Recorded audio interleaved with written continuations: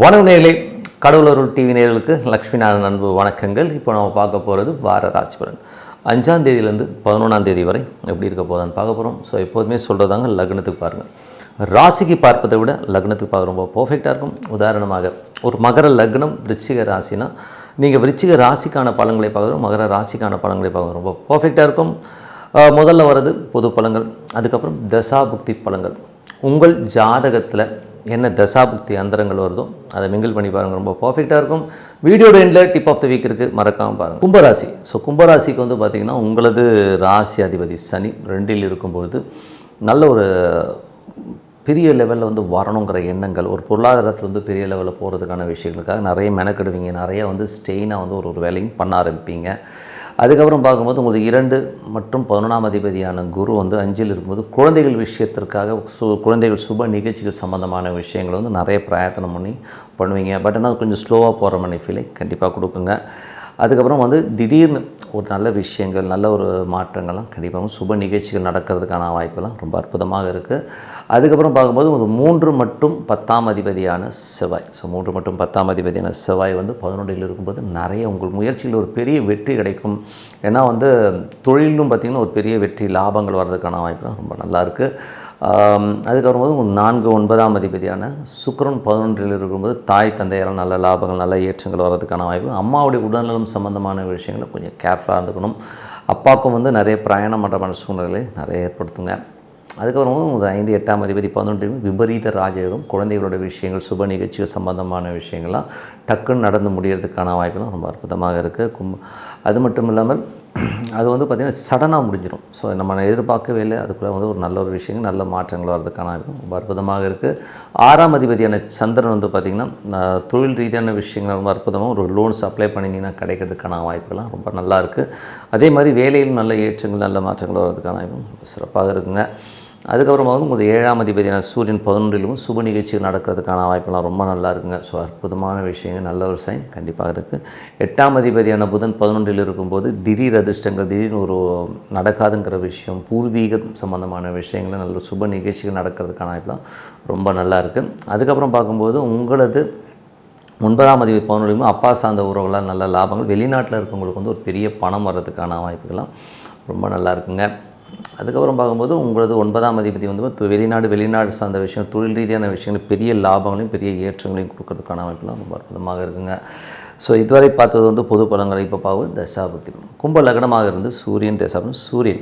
சூரியன் உங்கள் 7ஆம் அதிபதி 11இலும் சுப நிகழ்ச்சிகள் நடத்துறதுக்கான வாய்ப்பு ரொம்ப அற்புதமாக இருக்குது. ஸோ நடக்கிற ஒரு கல்யாணம் சம்மந்தமான ப்ரொப்போசலாம் இனிமையாக சந்தோஷமாக நடக்கிறதுக்கான வாய்ப்புலாம் ரொம்ப நல்லா இருக்குது. கும்ப லக்னமாக இருந்து சந்திரன் தசாபுக்தி. சந்திரன் பார்த்திங்கன்னா வேலை விஷயங்கள், நல்ல அற்புதமான விஷயங்கள், கேட்ட இடத்துல லோன் கிடைக்கிறது எல்லாமே அற்புதமாக இருக்குங்க. ஸோ நல்ல ஒரு ஏற்றங்கள், நல்ல லாபம், வேலையிலும் அடுத்த கட்டத்திற்கு முன்னேறுவதற்கான வாய்ப்புலாம் ரொம்ப நல்லாயிருக்கு.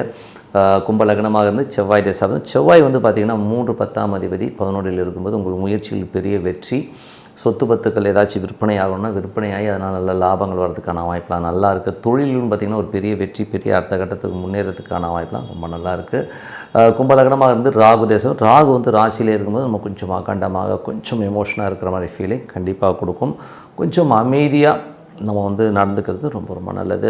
அப்புறம் கும்ப லக்னமாக குரு தசாபுக்தி வந்துடுங்கள். குரு பார்த்திங்கன்னா 2, 11ஆம் அதிபதி.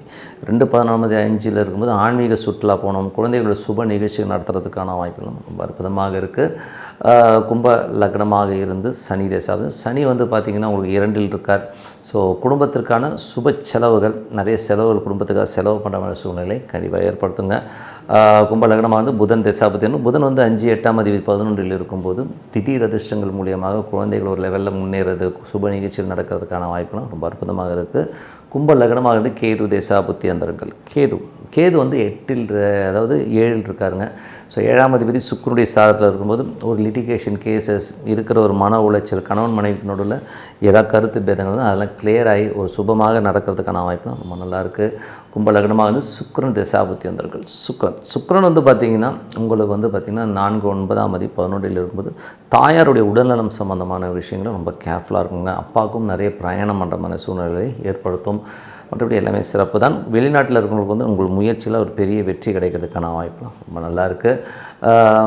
மற்றபடி என்னை பொறுத்த ஒரு நல்ல ஒரு பிரார்த்தனை, மனதார இறைவனை பிரார்த்தனை பண்ணும்போது கண்டிப்பாக அடுத்த லெவல் வர போகிறதுக்கான வாய்ப்பு ரொம்ப சிறப்பாக இருக்குது. இப்போ பார்க்கும்போது tip of the week. So tip of the வீக்கில் வந்து இப்போ நம்ம பார்க்க போகிறது வந்து வாஸ்து பலிக்குமா அப்படிங்கிறது தான் பார்க்க போகிறோம். ஸோ வாஸ்து பலிக்குமா அப்படின்னு பார்க்கும்போது வாஸ்து இருக்குங்க.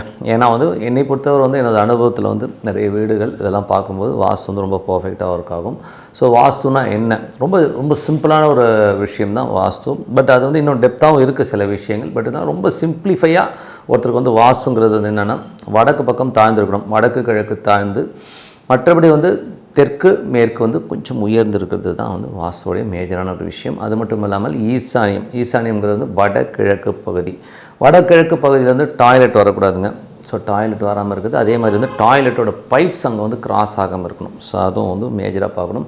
அதே மாதிரி தென்மேற்குன்றது கன்னி மூலைன்னு சொல்லுவோம். சரிங்களா? ஸோ தென்மேற்கு பகுதியில் வந்து கூட பார்த்திங்கன்னா டாய்லெட் வரக்கூடாது, பைப்லைன்ஸ் எதுவும் அந்த பக்கம் வராமல் இருக்கிறது ரொம்ப ரொம்ப நல்லது. ஸோ இதுவும் ஒரு மேஜரான இஷ்யூவை க்ரியேட் பண்ணும்.